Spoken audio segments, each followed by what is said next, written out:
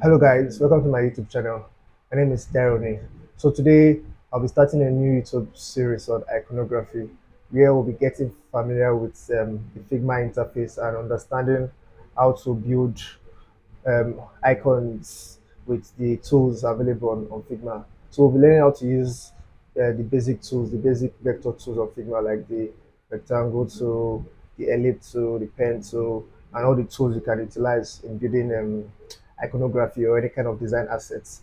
So yes, so if you really want to like get familiar with using Figma, you can actually just follow this particular channel and turn on notifications so you get notified because I'll be doing a lot of breakdown on how to actually use this particular software, that's Figma, and how to use the tools within it, like the rectangle tool, the pen tool, and all of the tools available within Figma to actually like create different kind of design assets, starting with iconography. So if you a learning designer and you'd like to learn more about how to actually build UI interfaces, that's how to get your hands dirty, understand the engineering side of building design interfaces and building design system, you can follow this channel, that subscribe to my YouTube channel and get notification on when I'll be uploading different kind of tutorials on how to actually like utilize the tools within Figma to actually build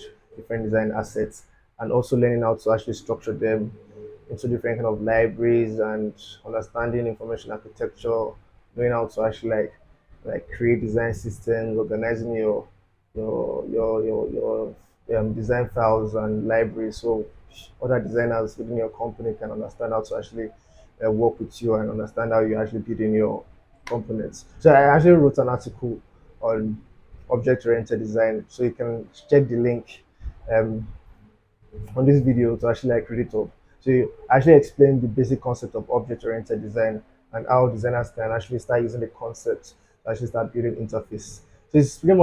So um, it's pretty much similar to when our developers actually um, use object-oriented programming to actually program different parts of um, digital products.